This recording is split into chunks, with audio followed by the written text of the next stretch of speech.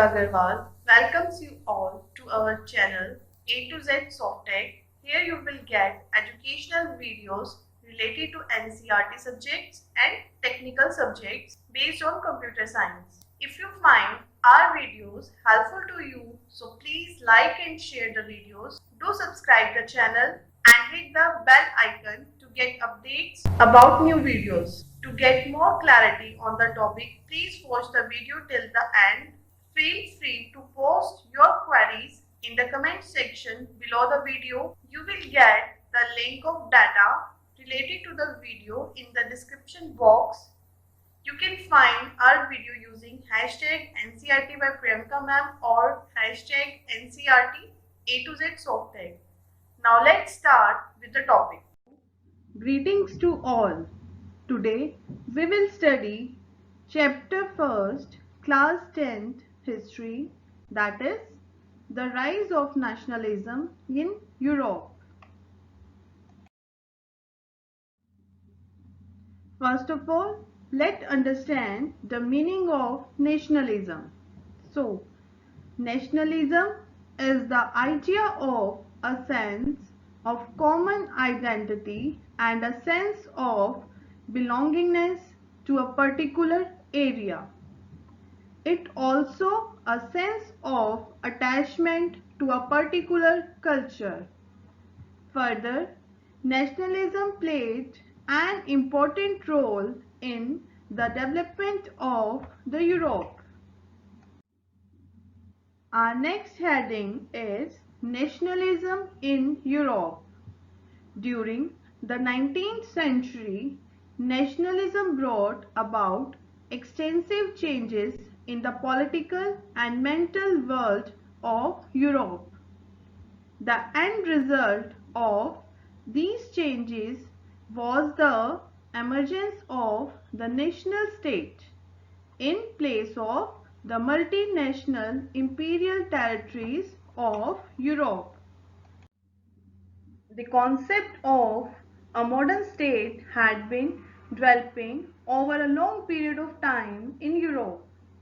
The concept and practices of a modern state was that in which a centralized power exercised independent control over a clearly defined territory had been developing over a long period of time in Europe. But a nation state was one in which the majority of its citizens and not only its rulers came to develop a sense of common identity and shared history. Now, we will study about the French Revolution in 1789. So, the first clear expression of nationalism came with the French Revolution in 1789. France was a full-fledged territorial state in 1789 under the rule of an monarch. The political and constitutional changes that came in the wake of the French Revolution led to the transfer of authority from the monarch to a body of French citizens.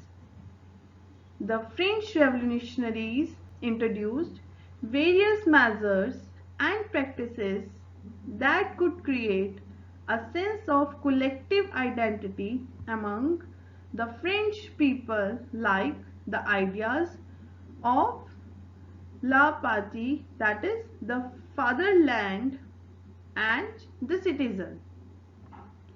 A new French flag, the tricolour, was chosen to replace the former royal standard.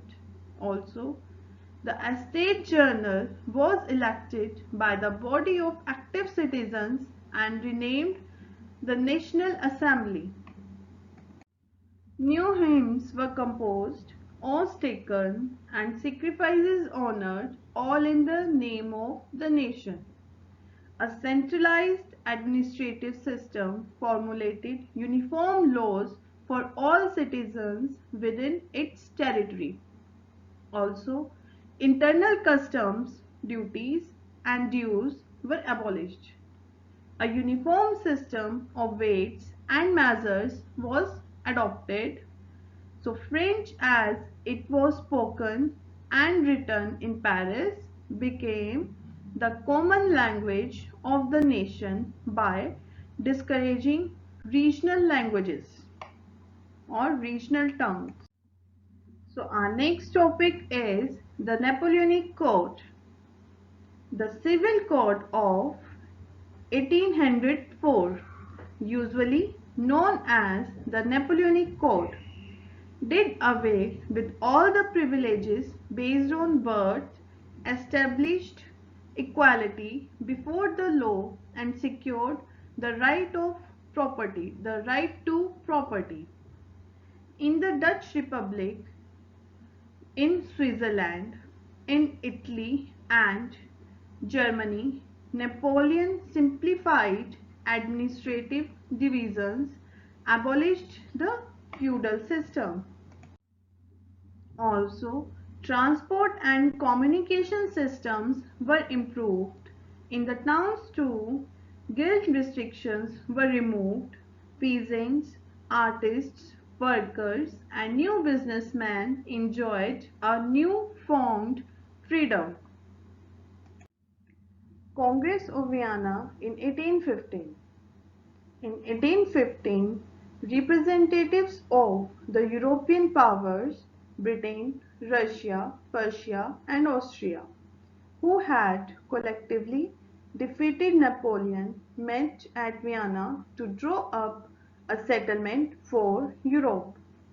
The Congress was hosted by the Austrian Chancellor, Duke Metternich. The delegates drew up the Treaty of Vienna of 1815. Objective. Their objective was to undo most of the changes that had come about in Europe during the Napoleonic Code. The main intention was to restore the monarchies that had been overthrown by Napoleon and create a new conservative order in Europe. Here our first part ends, so keep learning and stay safe. Thank you all. Greetings to all. Today we are going to start part 2 of chapter 1 class 10th history, that is the rise of nationalism in Europe. So let's start. Our next topic is revolution in 1830 and 1848. Let's discuss revolution in 1830. So, the first disturbance took place in France in July 1830. The Bourbon kings, who had been restored to power during the conservative reaction after 1815, were now overthrown by liberal revolutionaries. They installed a constitutional monarchy with Louis Philippe at its head. The July Revolution sparked an unrest in Brussels, which led to Belgium breaking away from the United Kingdom of the Netherlands. Now, let's study revolution in 1848, parallel to the revolts of the poor, unemployed and starving peasants and workers in many European countries. In the year 1848, a revolution led by the educated middle class was underway. It brought about the abandonment of the monarch, and a republic based on universal male vote had been proclaimed. In other parts of Europe, where independent nation states did not yet exist, such as Germany, Italy, Poland, etc., men and women of the liberal middle classes combined their demands for constitutionalism with national unification. Our next main topic is unification of Germany. In May 1848, the liberal attempt to set up a constitutional monarch at Frankfurt was suppressed by the monarchy, military and junkers. After the failure of the German National Assembly, Prussian Chief Minister Otto von Bismarck takes the lead in German unification. He planned the unification with the help of the Prussian army and bureaucracy. He conducted 3 wars with France, Austria and Denmark over 7 years, thus ensuring German unification. The process was completed with the crowning of Kaiser William I as King of Germany. You can see the unified Germany in 1871 map in this slide. Unification of Italy. Italy was divided into 7 states, of which only one, Sardinia, Piedmont, was ruled by an Italian empire. Idea of Italian unification first given by Giuseppe Mazzini through his secret society called Young Italy. After his failed revolutions in 1831 and 1848, the lead was taken by the King of Sardinia, Victor II. Chief Minister of Sardinia, Count Cavour, led the unification process by diplomatic alliance with France to defeat Austria and unify its northern territories. In the southern part, Giuseppe Garibaldi led the movement by involving local peasant support to drive out the Spanish rulers. Thus, the process of unification as completed with the crowning of Victor Emmanuel II as King of Italy in 1861. Now we will discuss about unification of Great Britain. Unlike other European unifications, this was not the result of a nationalist revolt. British consisted of 4 main ethnic regions: English, Welsh, Scottish and Irish. The decision for unification was taken by the British Parliament. In 1707, through an Act of Union, England took control of Scotland, completely crushing their identity. In 1801, through another Act of Union, Ireland too was made a part of the Kingdom of Great Britain. There was a great effort to impose the symbols of British culture over the Scotland and Ireland. The symbols of the New Britain, the Britain flag, the English language were actively promoted, and the other nations survived only as subordinate partners in this union. Nationalism in the Balkans.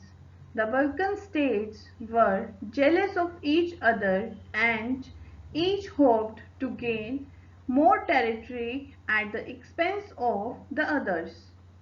During this period, there was intense rivalry among the European powers over trade and colonies, as well as naval and military might. These rivalries were very evident in the way the Balkan problem unfolded.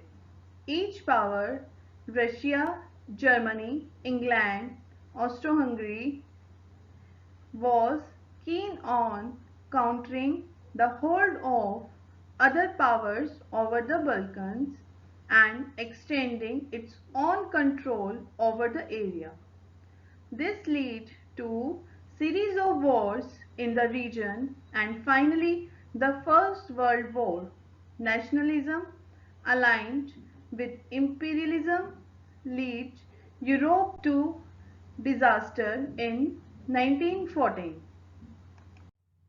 So here our chapter ends. So keep revising and stay safe.